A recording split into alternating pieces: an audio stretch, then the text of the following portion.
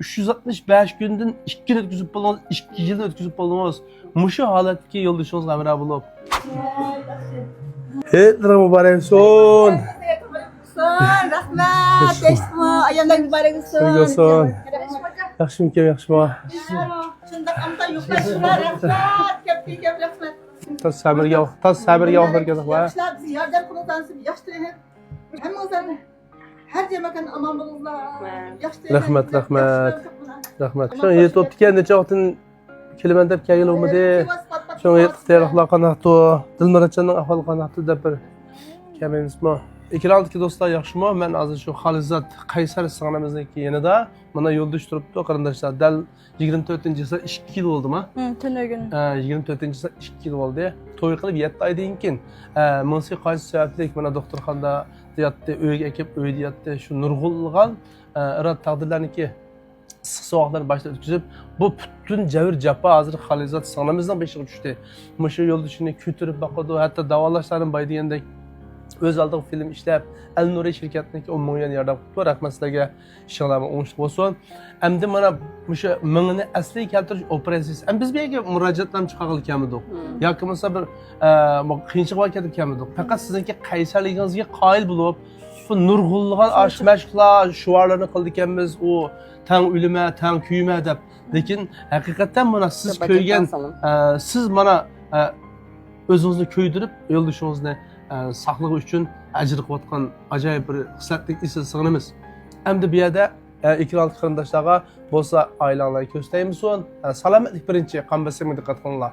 Yəni birisi aşk məşqlarını muşunçala davamlaşdırışı bu bir möcüz xarakterlik bir iş bu sizin qıvatqan işiniz. Ama şu kiçikdən canınızға yo'ldoshingizni ko'tarib, hatto o'sha hammangiz joyida hozir ko'rib turibmiz. Mushincha Qaysariga alomat bir iroda ketadiki, Allah bir mehr-muhabbat ketadiki, sizlar biz do'rab bo'lganga xeyli bir iroda ketadi. Ham jamiyatimizda bunda bir ko'rinishni bak oz ushiryapmiz. Ham shunlashqa singlimizning davomli mushu yo'ldoshiga saqt tilaymiz. Ham mushu irodasining davomli holatda yo'ldoshini davolash uchun yana nurg'ulg'an irodalar ketadi. Bay degandek o mingni asliga keltirish operatsiyasiga 200 ming pul ketadi ekan.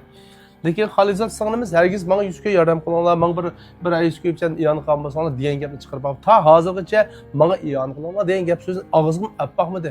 O'zim do'yin supistidan foydalanib, haqiqiy ajrini, quvvatqonlarini, muhabbatini shu ekran orqali mana nurg'un qarindoshlarning qo'llashiga erishib kelibdi.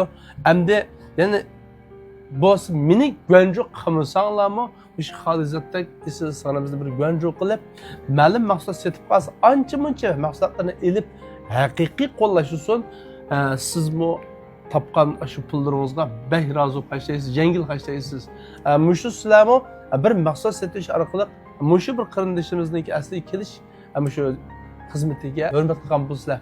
Bunun hem de Xalizat sanamızga barlık kızlarınki şunday buluşunu, hem barlık ailelerninki mehr-muhabbatlik ötüşünü, özüneki cüptini taşlap koymay güzel ötüşünü ümit kılıma. Hem de Dilmuratjon inimning tezin asliga kelishini ümit kılma qarindoshlar. Acayip sözlüğümüz keldikken yok, lekin tilimiz sal tutul qaldikken.